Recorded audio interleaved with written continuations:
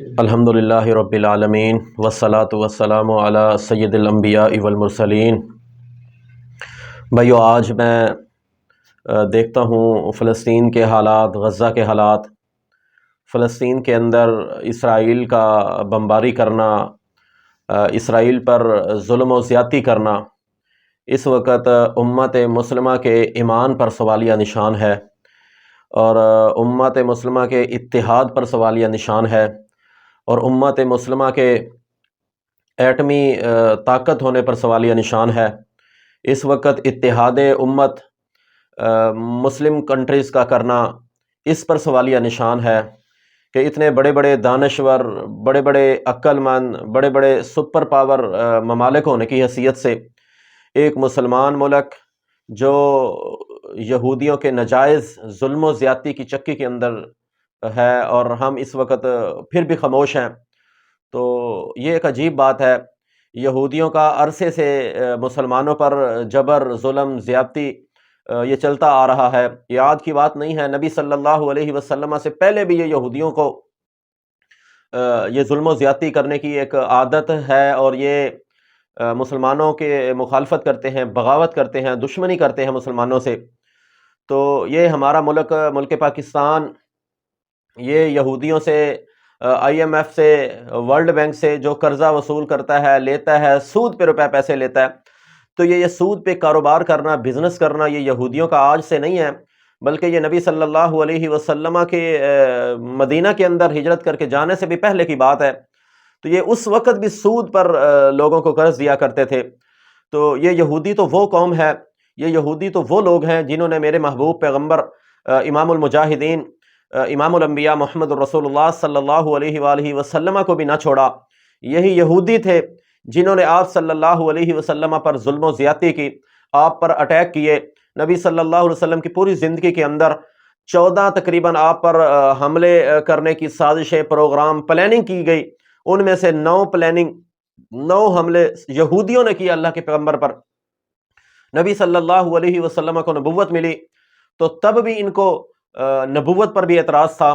آپ صلی اللہ علیہ وسلم مکہ سے مدینہ کی طرف ہجرت کر کے آئے تو یہودیوں نے نبی صلی اللہ علیہ وسلم کو پریشان کرنا شروع کر دیا، آپ پر زیادتیاں کرنی شروع کر دی۔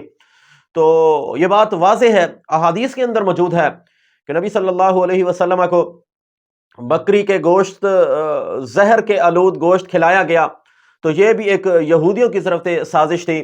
آپ علیہ الصلاۃ والسلام پر لبید بن عاصم بدبخت نے، اس نے جادو کیا، تو یہ بھی ایک یہودی تھا، اسی کی طرف سے اس یہودی بدبخت نے اللہ کے پیغمبر صلی اللہ علیہ وسلم پر جادو کیا، اور مسلمانوں کو تکلیف دینا، مسلمانوں کے ساتھ زیادتی کرنا، یہ عرصے دراز سے چلتا آ رہا ہے۔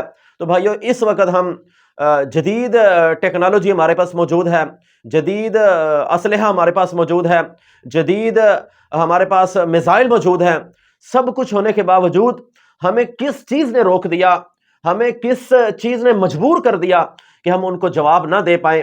حالانکہ میرے پیغمبر صلی اللہ علیہ وسلم نے تو یہ کہا، خالف الیہود والنصارى، میرے صحابہ یہود و نصارہ کی مخالفت کرتے رہنا۔ آپ نے عملاً پریکٹیکل کر کے دکھایا۔ آپ مکہ سے مدینہ آئے ہیں، مدینہ کے اندر آپ 10 محرم کا روزہ رکھتے تھے، تو آپ کو پتہ چلا کہ یہودی بھی 10 محرم کا روزہ رکھتے ہیں، تو آپ نے فرمایا انشاءاللہ اگر میں آئندہ سال زندہ رہا تو میں 9 محرم کا روزہ رکھوں گا، یہودیوں کی مخالفت کروں گا۔ آپ صلی اللہ علیہ وسلم نے مختلف مقامات میں ارشاد فرمایا، لا، کہ تو آپ یہود و نصارہ کی مشابہت نہ اختیار کرو، بلکہ ان کی مخالفت کے اندر کھڑے ہو جاؤ، ان کی ہر وقت مخالفت کرو۔ اور یہ بھی کہا گیا کہ آپ تتخذ الیہود والنصارى اولیاء، ان کو آپ یہود و نصارہ کو دوست بھی نہ پکڑو، دوست تک نہ بناؤ۔ اسلام تو یہ کہتا ہے، لیکن یہودیوں نے اللہ کے پیغمبر صلی اللہ علیہ وسلم کی توہین کی، آپ کو پریشان کیا، آپ کو تکلیفیں دی، مختلف مواقع پر صحابہ اکرام پر بھی۔ صحیح بخاری کے اندر حدیث ہے، عبداللہ بن عمر رضی اللہ تعالیٰ عنہ کو بھی نقصان دیا یہودیوں نے، اور مسلمان خواتین پر بھی ظلم و زیادتی کی، اور حتیٰ کہ یہ یہودی اللہ کے پیغمبر صلی اللہ علیہ وسلم کے ساتھیوں کو پسند نہیں کرتے تھے، دین کو پسند نہیں کرتے تھے، اسلام کو پسند نہیں کرتے تھے۔ اللہ رب ذوالجلال نے ہمیں حکم دیا ہے کہ ہم ان کے خلاف لڑیں، ان کے خلاف نکلیں، ان کے خلاف جہاد کریں کہ اگر یہ مسلمانوں پر زیادتی کرتے ہیں۔